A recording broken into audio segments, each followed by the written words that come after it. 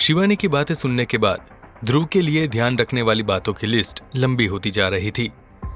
इससे बुरा यह था कि जिन लोगों के सामने आज वो प्रेजेंटेशन देने वाला था वो सभी अपने फील्ड के माने हुए लोग थे। उनके पास एक्सपीरियंस था और वो सब ध्रुव से ज्यादा नॉलेज रखते थे। ऐसे में ध्रुव के लिए ये टास्क और भी मुश्किल होता जा रहा था। ध्रुव ने एक लंबी सांस ली और सोचा कि उन लोगों के सामने जाने के बाद वो ऐसा सोचेगा ही नहीं कि उसके सामने इतने एक्सपीरियंस लोग बैठे हैं। ध्रुव ने इससे पहले क्लास में प्रेजेंटेशन दी थी, लेकिन क्लास में प्रेजेंटेशन देना और इतने बड़े लोगों के सामने प्रेजेंटेशन देना, दोनों में बहुत अंतर था। ध्रुव और शिवानी ऑफिस के अंदर गए और सीधा लिफ्ट की तरफ चले गए। वहां पर मौजूद स्टाफ शिवानी को अच्छे से जानता था, इसलिए किसी ने उन्हें लिफ्ट की तरफ जाने से नहीं रोका। लिफ्ट में एंटर करने के बाद शिवानी ने 10वें फ्लोर का बटन दबाया और लिफ्ट तेजी से ऊपर की तरफ बढ़ने लगी। ध्रुव धीरे धीरे नर्वस हो रहा था। उसके दिल की धड़कन कई गुना तेज हो गई थी। लिफ्ट में मौजूद एयर कंडीशन के बाद भी उसे गर्मी लग रही थी और पसीना आ रहा था। ध्रुव ने अपने आप को शांत किया और अपने पिता को याद करने लगा। ध्रुव ने सोचा कि कभी तो उसके पिता ने भी यहां पर आकर प्रेजेंटेशन दिया होगा। ये सब कुछ आज उसके लिए एक चुनौती थी और अगर वो इस चुनौती में कामयाब हो गया तो किसी को उसकी काबिलियत पर शक नहीं होगा। ध्रुव अपने आप को साबित करने के लिए यहां आया था, इसलिए उसे इस बात को याद रखना होगा कि अगर वो डर गया तो उसमें और बाकी लोगों में कोई अंतर नहीं रहेगा। लिफ्ट का दरवाजा खुला और ध्रुव और शिवानी दोनों लिफ्ट से बाहर आ गए। उनके सामने एक लॉबी थी जिसके एक कोने में रिसेप्शन बना हुआ था। रिसेप्शन डेस्क के पीछे मार्क्सन रियल एस्टेट का लोगो चमक रहा था। शिवानी को किसी से पूछने की जरूरत नहीं थी कि उन्हें कहां जाना है। पहले से ही उसे वहां की पूरी जानकारी थी। रास्ते में जो कोई शिवानी को देखता उसे देख मुस्कुरा देता था, जिससे यह साफ था कि वहां हर कोई शिवानी को जानता था। कॉरिडोर से होते हुए वो लोग एक बड़े दरवाजे के बाहर आकर रुक गए, जिसके ऊपर लिखा हुआ था कॉन्फ्रेंस हॉल। शिवानी ने ध्रुव से आखिरी बार कहा, okay Dhruv, this is it. अब यहां से सब कुछ तुम पर डिपेंड करता है। याद रखना, मैं तुम्हारे साथ ही रहूंगी, इसीलिए तुम्हें कहीं भी प्रॉब्लम होती है तो मेरी तरफ देखना, मैं सब संभाल लूंगी। ध्रुव को यह जानकर बहुत राहत मिली कि शिवानी उसके साथ रहेगी। शिवानी ने कॉन्फ्रेंस हॉल के दोनों दरवाजे को खोला तो ध्रुव के सामने एक बड़ा सा कॉन्फ्रेंस रूम था। उस रूम के लेफ्ट साइड में ग्लास पैनल की दीवार थी, जिससे आर पार का नजारा देखा जा सकता था। रूम के बीचों बीच एक बड़ी टेबल थी और उसके दोनों तरफ कुर्सियां लगी हुई थी। वहां पर 20 लोग बैठे हुए थे और रूम के सबसे एंड में बैठे हुए थे अवनीश कपूर। उन्होंने चश्मा पहना हुआ था और वो ध्रुव को ही देखकर मुस्कुरा रहे थे। ध्रुव को छोड़कर सब लोग वहां महंगे टेलर्ड सूट में थे और उन्होंने अपनी कलाइयों पर महंगी घड़ियां पहनी हुई थी। ध्रुव चुपचाप हॉल में आया तो उसने अपने ठीक पीछे एक बड़ी सी स्क्रीन को देखा जो फिलहाल बंद थी, लेकिन कुछ लोग आपस में बात कर रहे थे। ये देखो, पता नहीं कितने टाइम से इसने अपने सूट को ड्राई क्लीन नहीं करवाया होगा।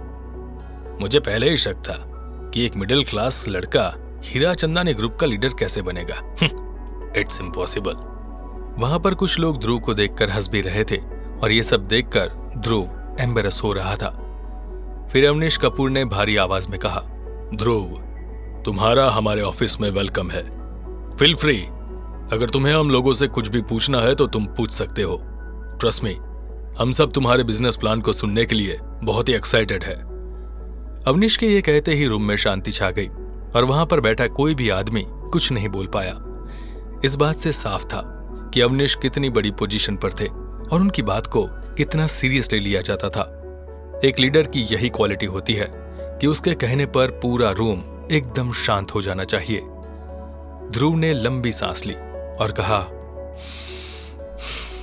थैंक यू सर, मैं आपका बहुत बड़ा फैन हूं। अगर आप बुरा ना माने तो अपनी प्रेजेंटेशन खत्म करने के बाद मैं आपका ऑटोग्राफ जरूर लूंगा।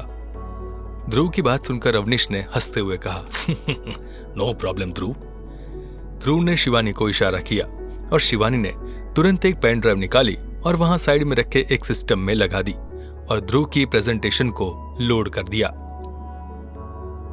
कुछ ही देर में स्क्रीन पर कुछ नंबर्स दिखने लगे। ध्रुव ने स्क्रीन की तरफ पॉइंट करते हुए कहा, यह है हमारा प्रोजेक्टेड फिगर जो कि हमने 1 साल के लिए रखा है। बिजनेस इज चेंज, और जब तक हम चेंज के साथ नहीं चलेंगे तो प्रॉफिट हमें नहीं मिल सकता। आप लोगों को 30 मिनट में यह प्रूव करके दिखाऊंगा कि मैंने और मेरी टीम ने मिलकर यह फिगर यहां कैसे लिखा है। अगले 30 मिनट में उस रूम में जो कुछ भी होने वाला था उसके बारे में किसी को कोई अंदाजा नहीं था। अवनीश कपूर अचानक उस लड़के में और उसकी बातों में कॉन्फिडेंस देखकर काफी इंटरेस्टेड हो गए थे। जब ध्रुव कॉन्फ्रेंस रूम में आया था तो उसके कपड़ों को देखकर और उसके चेहरे पर दिख रही नर्वसनेस को देखकर वहां मौजूद सभी लोग ये समझ रहे थे कि ये लड़का कुछ नहीं कर पाएगा। उन सब लोगों ने एक्सपेक्ट किया था कि एक टिपिकल मिडिल क्लास फैमिली से निकला एक लड़का इन्वेस्टमेंट के बारे में आखिर क्या बता पाएगा, लेकिन स्क्रीन पर दिख रही उस स्लाइड को पढ़कर ऐसा बिल्कुल नहीं लग रहा था। जो टारगेट ध्रुव ने अपने लिए रखा था वो आज तक हिस्ट्री में किसी ने नहीं रखा था। इसलिए एक बार के लिए वहां मौजूद सभी लोग शॉक थे। लेकिन फिर उन लोगों ने रियलिटी के बारे में सोचा और उन सबको यही लगा कि वहां लिखा टारगेट ऑलमोस्ट इम्पॉसिबल है। इसलिए ऐसा हो ही नहीं सकता कि इतने कम एक्सपीरियंस के साथ एक नौसिखिया इतना ज्यादा प्रॉफिट लेकर आएगा, और वो भी 1 साल के अंदर। उनका ऐसा सोचना भी गलत नहीं था, क्योंकि वो जानते थे कि इतने सारे पैसे 1 साल में कमाना उनके लिए भी पॉसिबल नहीं हो सकता था। तो फिर आखिर ये लड़का कैसे करेगा? ध्रुव ने जो टारगेट रखा था वो था 1500 करोड़। किसी के लिए भी इतना बड़ा फिगर सोचना अपने आप में बहुत बड़ी बात है। 50 करोड़ से 1500 करोड़ बनाना, वो भी 1 साल में, किसी के लिए भी नामुमकिन हो सकता था। ऐसे में ध्रुव का इतना बड़ा फिगर डिसाइड कर लेना अपने आप में उसके ओवर कॉन्फिडेंस को दिखा रहा था। तो एक आदमी ने ध्रुव से पूछा, तुम्हें लगता है कि तुम 1500 करोड़ जैसा अमाउंट 1 साल में कमा सकते हो?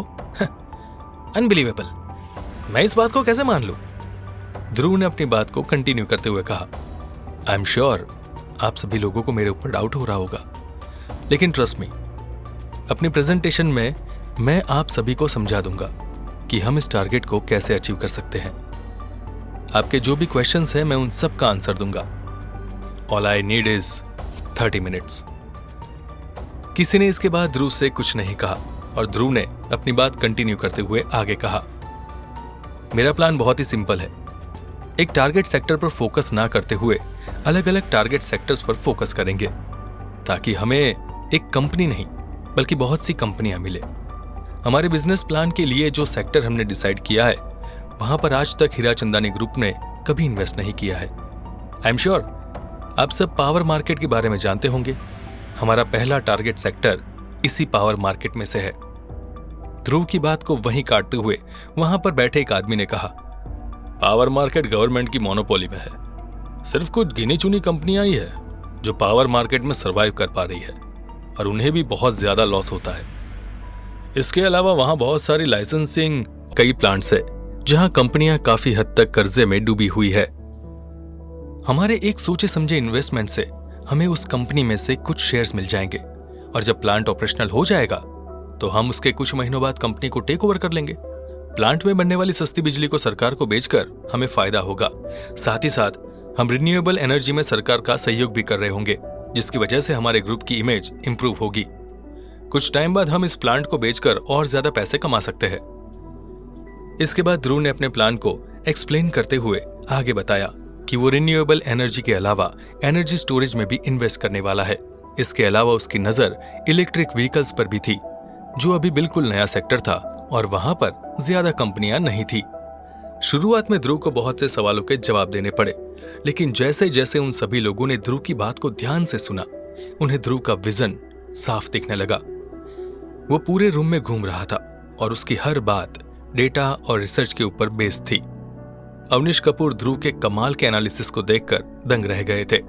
ध्रुव की वो रिपोर्ट आसानी से उनके बेस्ट एम्प्लॉय को टक्कर दे सकती थी, जो खुद IIM से पास आउट था। प्रेजेंटेशन के टाइम ध्रुव ने हिंदी और इंग्लिश दोनों ही लैंग्वेज में कम्युनिकेट किया। जिन भी सेक्टर का जिक्र ध्रुव के बिजनेस प्लान में था, उसकी हर एक डिटेल के बारे में उसे पूरा नॉलेज था। ध्रुव को वहां अपनी प्रेजेंटेशन देते देखकर अवनीश को रविश हीराचंदानी की याद आ गई, क्योंकि वो भी बिल्कुल इसी तरह अपनी बातों को रखा करते थे।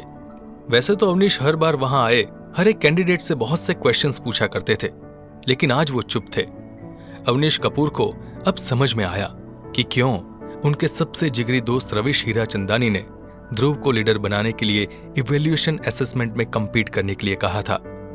हीराचंदानी ग्रुप को एक ऐसे लीडर की जरूरत थी जो पूरे ग्रुप का न सिर्फ फायदा करवाए बल्कि ग्रुप की इमेज को भी बदलने में मदद करे।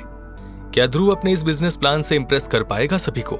क्या ध्रुव अवनीश कपूर और बाकी सभी को इन्वेस्टमेंट के लिए राजी कर पाएगा? क्या वो अपनी काबिलियत को साबित कर पाएगा? जानने के लिए सुनते रहिए